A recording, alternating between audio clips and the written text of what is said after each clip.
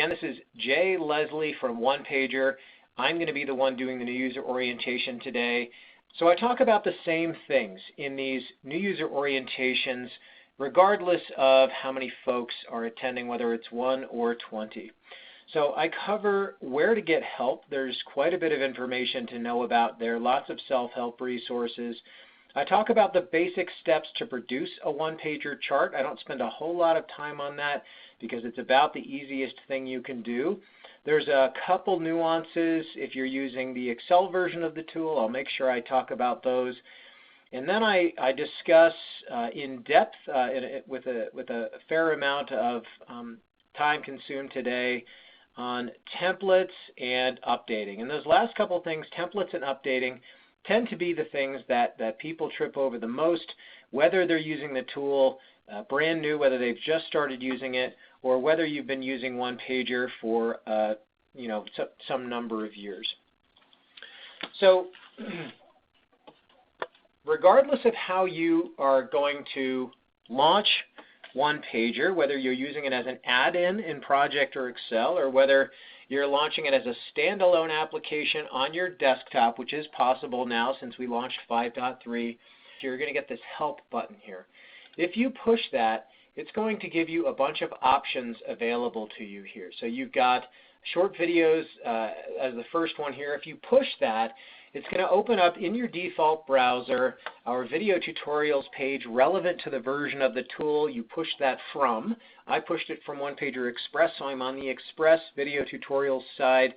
But you know, I guess I should say that is somewhat of an illusion, because most of these videos in this list pertain to both the Excel and the Project version of the tool. There's really not much difference between the two. They're just built, one to work with an Excel spreadsheet, the other one to work with an Excel file.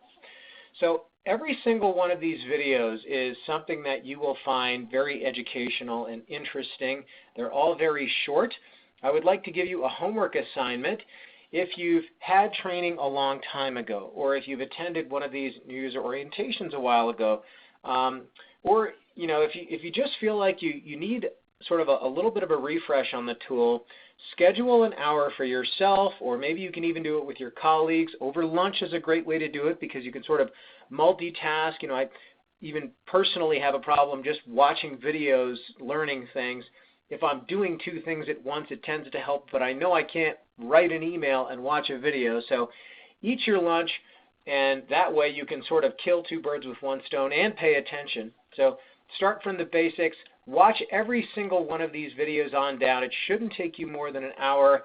After that point, you will have a real solid foundation for how OnePager works and excuse me, where all of the settings are, knobs to turn, buttons to push to get OnePager to do what you want it to do. And that's really one of the main challenges with the tool once you're getting into it. Okay, next help item is tutorial and quick start guide. Those will be beyond you if they're not already after our time today. They're really meant more for a trial user to help them get going. The user guide is a PDF that you have access to. It's time sensitive. We've actually replaced that, or going to be sunsetting that in the future in favor of the wiki. So that link is just going to drop out entirely. And we're going to be maintaining the wiki ongoing. That's going to be where all of our user documentation is. And that's already live, by the way, so you can push that and go see the wiki and read about whichever version of material is relevant to you. It goes back to, I believe, 5.2. So there's 5.3 and 5.2 material in there. Finally, Get Standard License is something you need to be aware of. You're probably going to have to use this at some point. If you ever reinstall OnePager for any reason, say on a new machine, and you end up in trial mode, which is sort of the telltale sign, it means you need to get a new license key. So the license key that you have on the machine that you're using now is not something you can write down and take with you onto another computer. So anytime you reinstall for any reason on another machine and you install OnePager, it's going to start in trial mode. Just open the help button, push this Get Standard License button, and OnePager is going to sort of walk you through the process. you need to undertake in order to get a fresh license key. And if everything works out, we'll just email that to you, and you'll be able to plug it in. You'll be up and running again. Okay, not quite done with help resources. Let me go back to the home page here. So first, let me just point out that OnePager.com is our website. It wasn't always that way. We've made that change recently, hoping just to make it easier for you guys to find us, existing users and hopefully prospective users. Our support page is sort of the beachhead for support resources and materials, anything that you're going to need moving forward as a user of OnePager over your lifetime. So I would highly recommend blocking OnePager or bookmarking, OnePager.com/support. That's going to send you here. Lots of resources on here, and not all of them are something you can directly access from the tool. So you can request a license key just like you can from within the tool. You're just going to fill out a form here, and we'll email you a license key. You can submit a support ticket right in here. Again, it's going to be another form that you fill out to submit a support ticket. You can accomplish the same thing by sending an email to support@onepager.com. This is something you pay for, by the way. If you recently purchased your license, or if you've been using it for years, you're an ongoing user and you've had access to upgrades, you have access to support as well. Your company pays for that. So we would encourage you to use it. You'll notice we publish our phone number right at the top of our website. Not many software companies do that. We do. And we allow you to give us a call and ask us questions if you keep your subscription to upgrades and support current. We covered video tutorials. Replacement download link will help you get a link via email to the most current version of the application that your subscription allows. Don't ever tuck away your installation package. So let's just say you took a download of OnePager back in January. We've made a lot of updates since then, so you wouldn't want to reuse that same installation package. If you ever need to reinstall, come in here, push that button, and we'll send you the latest and greatest. FAQs are a great, well-organized first line of defense. Chances are if you're a newer user, you're probably going to find the answer to your question or issue in here. Wiki is what I mentioned before, same place you can get to from within the tool. Training talks about the formal paid classroom training options that we have available today. We offer training in 2- and 4-hour increments online, and then 4-hour increments on site. There's no substitute for that. This is not a formal training. This is just really meant to get you guys going, get you a strong start and help you avoid sort of the big mistakes that can happen as a new user of OnePager. The training covers a lot of material in depth. We also have exercises for the 4-hour training. If you want to know about that, you're welcome to shoot me an email later or whenever you feel like it at learning@onepager.com. The latest version link is going to just tell you what the latest version of the tool available is today. Right now it's 5.3.10. Documentation is what I was talking about before. It's our PDF documentation. That eventually is going to be sunsetted. How-tos talk about very specific situations in which you're trying to get OnePager to do something specific. That's definitely worth a browse. User orientation is obviously where you are now. Still not quite done. Our blog is considered by some to be our most robust resource. Would encourage you to subscribe to the blog, or if you have a question or issue, also search it. It is searchable. So if you type in something specific here, you'll probably end up with a couple articles that give you some step-by-steps or answer the question that you have. If you don't know how to subscribe to an RSS feed, you can just subscribe by email to the blog. We blog once a week if we're lucky, so we're not going to clutter your inbox with garbage. We don't give away our information to anybody, so we're not going to sell your email address or anything. Push this button, type in your email address once a week. You'll get our blog or whenever we do it. So there's a couple more resources you probably should be aware of. On LinkedIn, we have a LinkedIn user group. You would have to search for and request to join this because it is a closed group, as they all are on LinkedIn. But it is the only group on LinkedIn, or only place, I guess I should say, where you can interact with other OnePager users outside, just outside of work. And also, just a note while we're here, if you haven't yet put OnePager as a skill on your profile, it's worth doing so. The main industries that we do business with, there's not a whole lot of, I would say, churn. Everybody's really employed, but there is a lot of, let's just say, cherry picking from one company to another.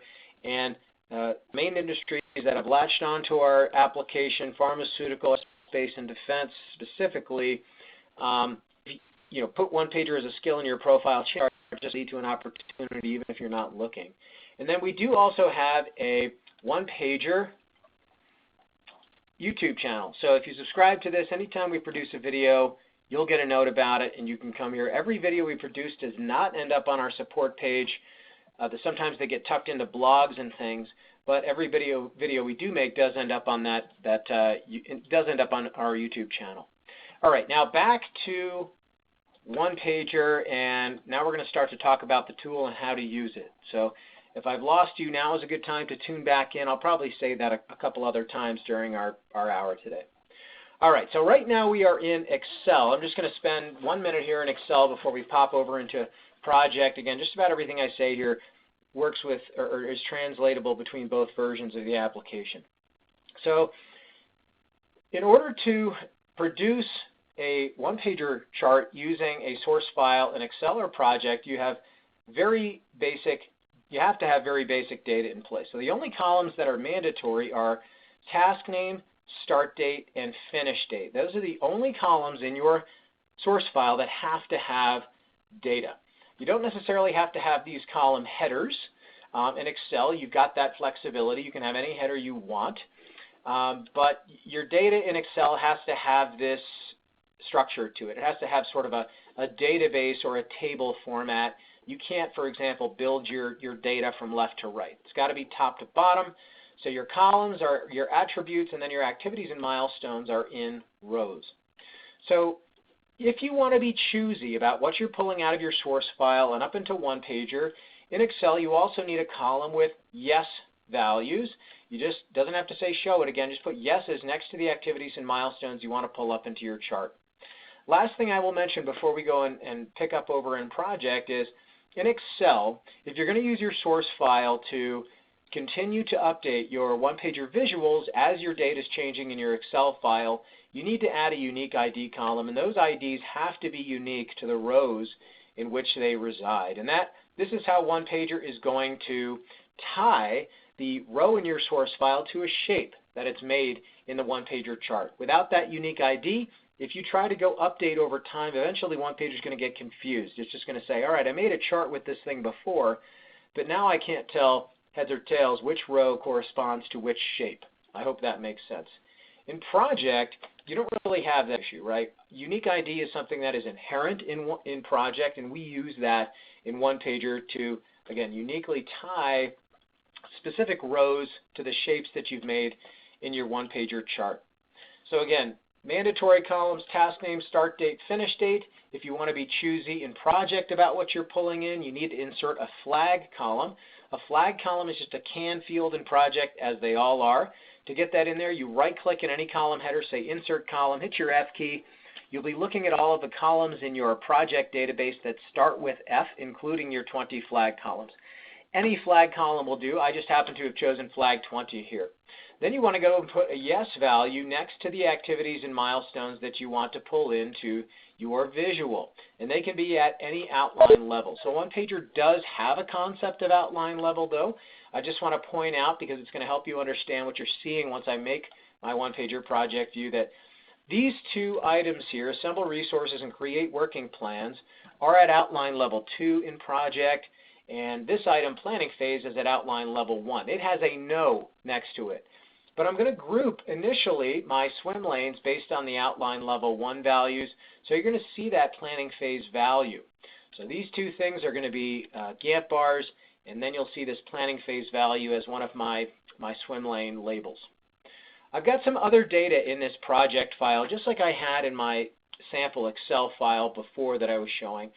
I've got a resource names column. This just has maybe who the teams are that are responsible for the activities and milestones. This project file isn't set up to, with a ton of resource data, but it's pretty typical, even if you're using Project just as a scheduling tool, to put in who the responsible people are next to the activities and milestones.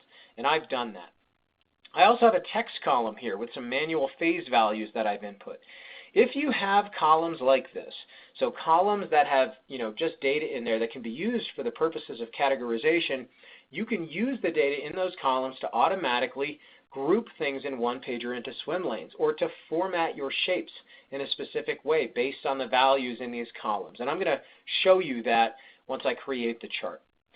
Also, if you have date attributes, I've got a couple here, baseline dates, a deadline date. If you have date attributes, you can display those in OnePager in a variety of ways, and I also have done that in my example. Okay, when you have just the basic data in place and whatever else you think you want to use, you can launch the tools. So again, if you have task name, start date, finish date is all you have to have.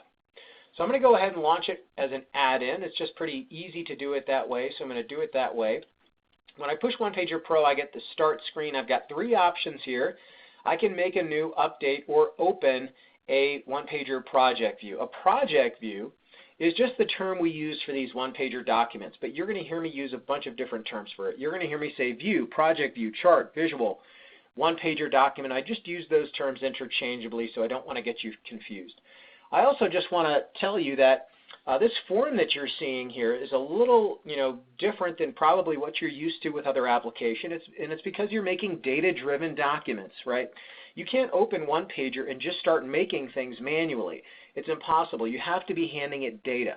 So these first few screens here are just your interface to OnePager to help you make it easier to bring your data up and make into OnePager, to make your visual and just make that process a bit more intuitive. So file open is like saying file open in any other application. New, same thing. Update is a little bit different. It's just saying I want to update a chart that I've already produced in OnePager with changes maybe that have occurred in my source file. This time we're going to click New. And we get what's called the OnePager Choices form. This just walks me through the selections I need to complete in order to successfully produce a new OnePager chart. The first thing it's showing me here is the active project file that it's going to use to produce the visual. This would be helpful if I had multiple source files open or multiple project files open.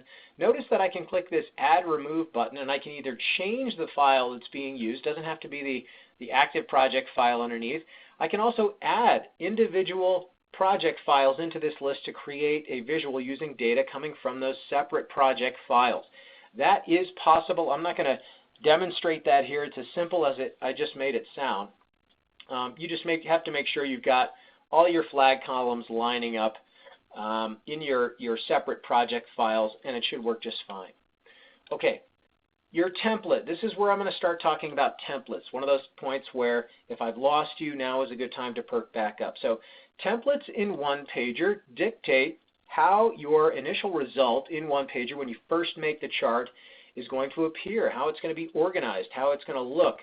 A template in OnePager is like a template in any other Office application, except you have to use it, right? Again, you can't just open Word and start, or open OnePager like you can in Word and start typing in stuff. You have to be handing it data, and since you're handing it data, you also have to tell it how you want that data rendered in your chart, and the template does that. The template also tells OnePager which columns to pull out of your project or Excel file, and that's a point we're actually going to come back to. So you can change your template. We give you a bunch of templates to come with your download. If you click Change and Browse Files, it's going to open up the default location that we've installed for you. Usually it's under My Documents, OnePager Pro, Templates, and then whatever cultural language settings you have is going to dictate which templates it wants to use. So they're going to look something like this: single project or multi-project. I have two pieces of advice for you here.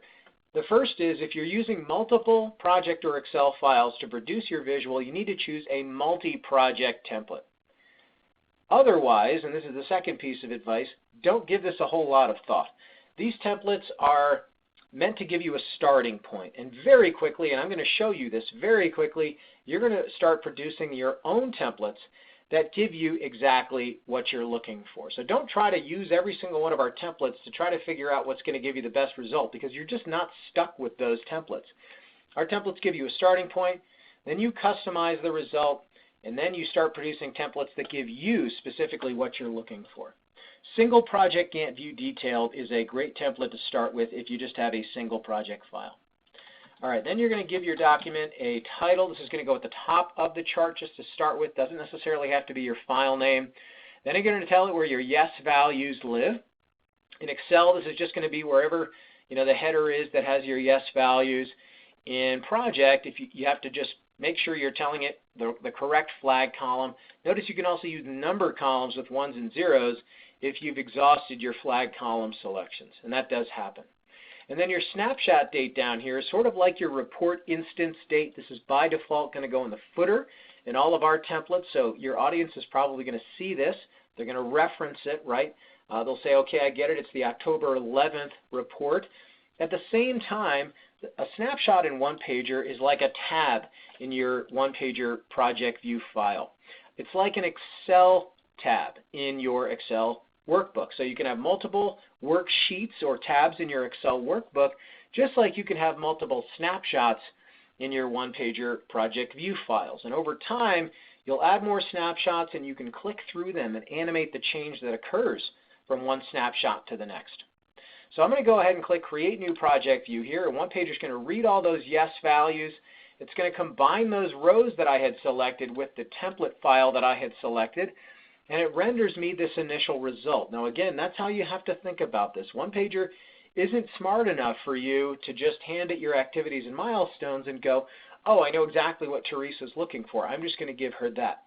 It's going to take your activities and milestones, look at all the settings in the template and say, all right, this is what my user asked for. So all the Gantt bars and the milestone shape at the bottom are yes values in my flag column. Everything else was dictated by my template, but now is customizable. So I can now mess with this and get it looking how I really want it to look, how I need it to look. There's lots of manipulation that you can do with your mouse. There's an entire video on drag and drop. There's lots of things you can do here like you can in PowerPoint. You can move things up and down. You cannot move them left and right in here. That is by design. This is a read-only tool, so if you pull your data up into OnePager and your dates are looking off, you have to go back to your source file, make a change. Then after you've corrected your source file, click OnePager, and then you want to push that middle update button to overwrite or update and replace the snapshot you've already produced. And we'll cover that again as a part of our time today. So even though I just showed you there is manipulation you can do with your mouse, I'm not going to go too far into that because I don't want you to do that initially. Where you should begin your customization after you have gotten your initial result from your template is in this magic button right here. So there's this, it's on the Home tab. It's in the Settings section on the ribbon. It's called the Project View Properties. Again, these visuals are referred to as project views. So this is the properties of the project view, but it's really just a fancy way of saying the settings. So that opens up this tabbed form. And to tie this tabbed form back to the template, technically speaking, again, this is a good time to perk back up, the template, technically speaking, is what pre-populated all of the settings into all of these tabs. That's why they are set as they are right now. That's what gave us our initial starting point in the visual here. And now this is what we're going to open up, and this is where we're going to do our customizations to get things looking how we need them to look. In the main tab here is mostly time axis settings. You can control the start and end date boundaries of the time axis here. You can also change how many tiers are being used in the time axis, how many or what the tick units are, what the label formats are. There's all sorts of settings in here. I would recommend you go and play with these. So as a new user, you're going to start iterating through all of these tabs. And again, you're trying to get OnePager to behave how you want it to behave. You're trying to get a visual that you can walk into a meeting or presentation with and use, right? It has to be something that has a utility. It can't be ugly. It has to be something that people can read and absorb the information. How long that takes is going to depend on a few things. The first is how brave you are. I don't care if you are somebody that says, refers to yourself as, well, I'm not much of a computer user. This should be a godsend to you because guess what? Again, this is a read-only application. That means that you can't break it. The worst thing that can happen in OnePager is you make an ugly chart. nothing that you do here can ever backwards populate into or corrupt your project or Excel file. So, piece of advice, be brave. Get in here, mess with it. You can always hit the undo button if you get something god-awful. And if you just can't seem to get it to behave, give us a call or reach out to us, and we will help you. And chances are also that you've got a ton of colleagues to call upon as well. Or dig into the website. All right, so in the Rows and Swim Lanes tab, this is where I was saying before that my template had set me up to group into swim lanes based on those level 1 values in my source file. You can see that planning phase value over here on the left that I pointed out earlier. And so OnePager initially was grouping things into swim lanes based on those outline level 1 values in my source file. But I can change this. On the fly, I can use data from any column in my source file to regroup my activities and milestones into different swim lanes. So if I click Apply here, OnePager is going to use the values it's finding in the Resource Names column to drive my swim lanes now. Whoop. All right. So that happened in a split second. This is important. No other application can do this like that. So historically, and doing this the old way, we would never take the same set of activities and milestones and group them 2 different ways and put them on 2 different PowerPoint slides. It would take us 8 hours instead of 4. But since it's so easy to do this, right, if you have columns handy, again, that have that categorization populated in them, there's no reason why you wouldn't pull those columns up into OnePager and just do that in a split second, because it might give you a different angle on the information. It takes OnePager from just a communications or presentation tool to an analytical tool for those of us that are looking at the data, right, in more of a detailed way. So I would encourage you to tinker with this tab in particular, and this is kind of the main setting here, group rows into swim lanes by. The taskbars and the milestones tab control how the taskbars and the milestones appear. You can change shapes, fills, you can change the height of the shapes, you can change which column is being used to color. Right now that matches what is grouping into swim lanes, so resource names. But again, you can change that on the fly. You can tell OnePager, give the values in this column a different color. That's basically what this is saying here. Or you can just say use one color. It's sort of up to you. Again, tinker with this. Lots of different what we call Gantt bar decorations in here, visual decorations, textual decorations. You heard me point out earlier that I can visualize baseline dates. You can control that down here. I'm just going to turn it off real quick, baseline markers, turn it back on. So keep iterating through these tabs. Eventually, and again, hopefully sooner than later, you are going to get yourself to a point where you have something that you can use, something you're ready to walk in and present. And at the same time, you have probably also just produced for yourself a custom look and feel that you want to repeat. Again, really good time to perk back up. So if you tinker with your chart in the Project View properties and you get your chart to the point where you're like, okay, I want to repeat this, what you want to do is save all the settings that you just spent time customizing back into a template. To do that, you hit this Copy to Template button. So you push this button right here, and effectively what you're telling OnePager is, all those settings I just spent time tinkering with, I would like to now save those settings back into a template. So you're going to give this template a name, something meaningful to you. When you click Save here, you will have just saved your first custom template. And over time, you're going to build up your own small library or folder full of templates that allow you to push a button and get what you're looking for in OnePager as quickly as possible. This is really the main gist of our application. You take a source file that you already have, you use one of our templates to get you a starting point, you customize that initial result or starting point in OnePager using the settings and the Project View properties, then you save those customizations back into templates.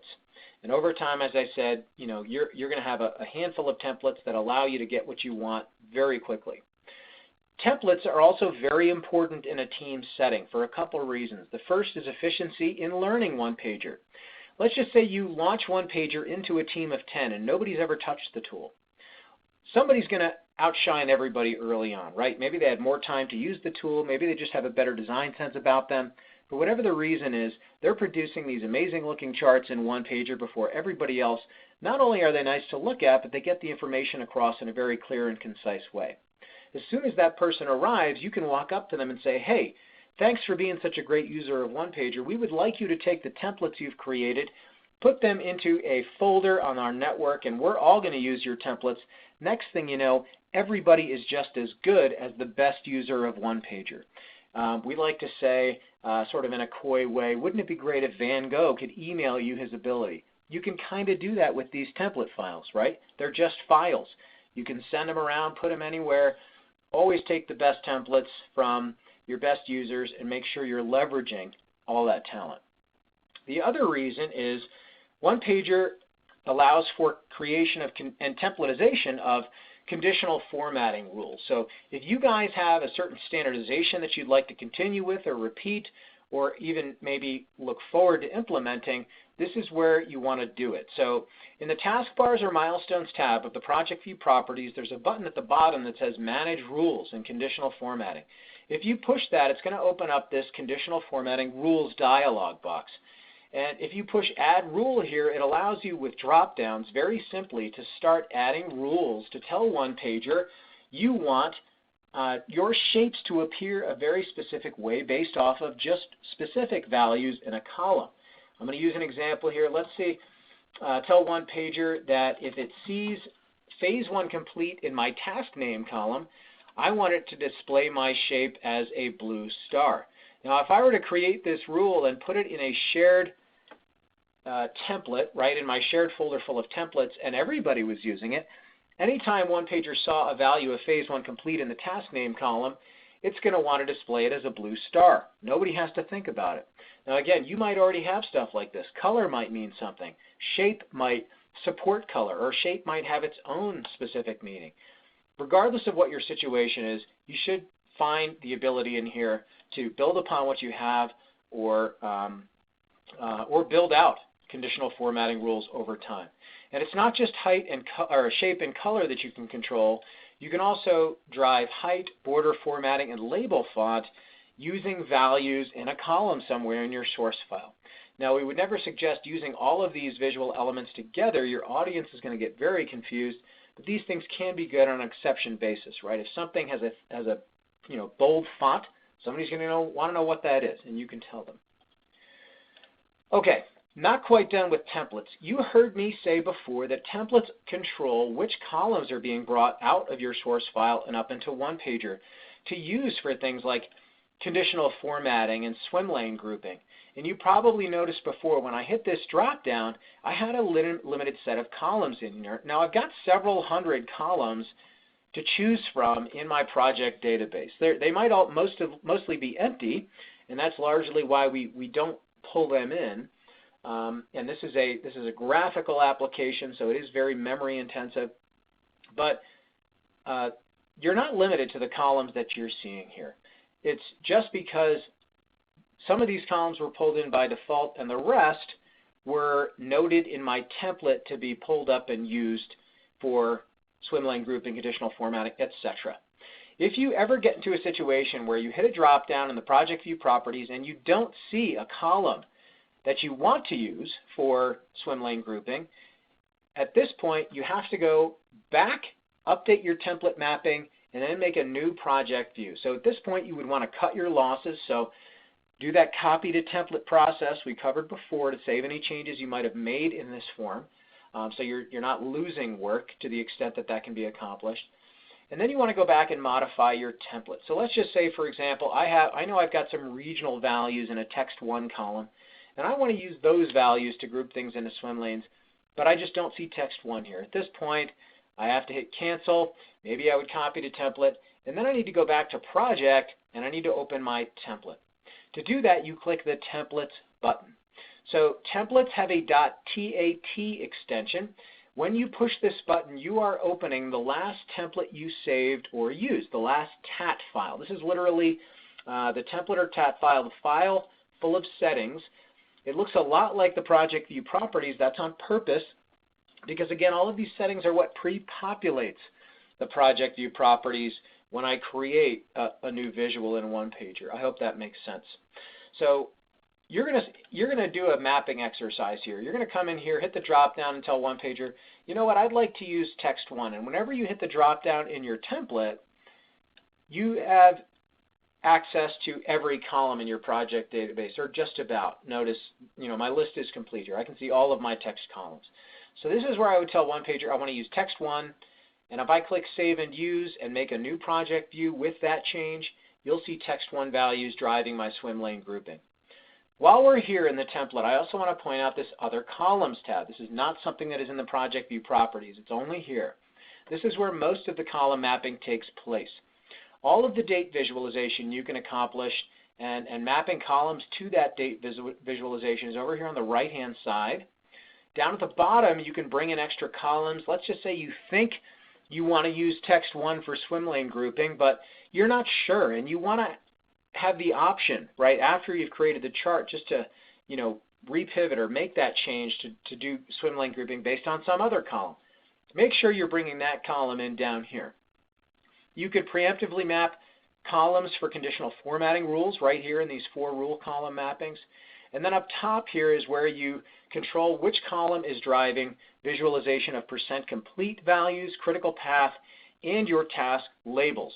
Now this is important in the case where you've got some very verbose task labels in your source file and you want OnePager to display some sort of a short name or acronym.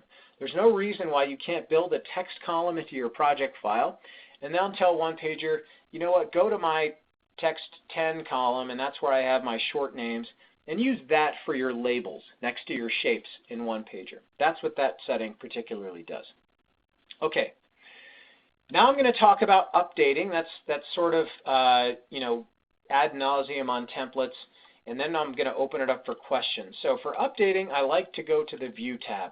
The View tab has some nifty controls for zooming. You can zoom in and out. You can fit to vertical. That's going to fit OnePager in your screen vertical. There's also fit horizontal. And you can also turn on visual elements like the legend, cursor, timestamps, hover boxes, stuff like that. You also in your View tab have snapshot navigation. So right now my previous and next buttons that would allow me to click back and forth between my snapshots are grayed out. That's because I only have one snapshot. If I hit my List All button here, I can see all of the snapshots that I've produced in this project view in this list here. Now again, I only have one. I can delete out snapshots that are less necessary. I always have to have one, so I can't just delete this one that I have. But I do see during my support interactions that sometimes people accidentally create snapshots. They just don't even really know what they're doing, and they've created a bunch of snapshots, but they don't need those. You can actually delete those out just by highlighting them and press your delete key. You can also change the dates on these snapshots. So if you double click, notice you can change the date on the snapshot if you ever need to do that. And you might have to do that if you started working on a chart and it took you a few days. Even though you started it 3 days ago, you probably want the current date on it today. So changing the dates on the snapshots is possible. So let's say for the sake of the demonstration that we present this chart today. And we know we're going to have to come back every week and present the updated version of all of this stuff to the same audience. So we've got the 10, 11 snapshot set up. We presented it. Now we're just going to throw it on a shelf. And we just don't care about OnePager for the next week. So over the course of the next week, we are going to have some change occur in our data. And that change is going to come in the form of some durations changing. And I'm also going to change some no's to yeses here. So I'm going to change 3 things to a yes that I didn't have before. Now it's a week later and I need to walk into my meeting. Instead of starting from scratch or making a new project view, which I can certainly do, in fact that's a really good way to do it, I'm going to update. So I'm going to push update here. I'm going to choose the project view I want to update. OnePager is going to remember the source file and the flag column selections for me here. And then I have a couple options. I can make a new snapshot, which is what we're going to eventually do, or I can replace. And I'm going to pause here and talk about the replace option because I'm pretty sure not many people when they start out understand what the difference is between replace a snapshot and make a new snapshot. So you want to make a new snapshot when you're trying to make a new report instance, right? Think of your snapshot as a slide. So you want to keep your old slide. You want to make a new slide. That's what new snapshot is. Replace is something you want to use if you're looking at your current snapshot and you say, gosh, I've got some data wrong in my source file, and I need to go make some corrections there. Once those corrections are done, you want to overwrite the chart that you already have, right? You're not trying to make a new report instance or snapshot. You're just trying to replace or correct or overwrite that thing that you already have. So that's what you want to do with replace. There are 3 replace modes: dates in progress, all properties, and all properties confirm. The difference between the dates in progress and all properties options are the columns that are refreshed when you do that update replace process. Dates in progress is kind of like safe mode. It will refresh or take into account any changes to your date columns, any date column, any changes to percent complete, progress, critical path, any column you're using for conditional formatting rules, and then it will also take into account flag column changes, so yeses to nos, nos to yeses. All properties and all properties confirm will refresh all of the data in all of the columns that you have mapped from your source file to OnePager. And the difference in that confirm option there is it's going to play 20 questions with you. Every time it sees a difference between your source file and OnePager, it's going to say, hey, this looks different. Do you want me to make the change in OnePager to match your source file, yes or no?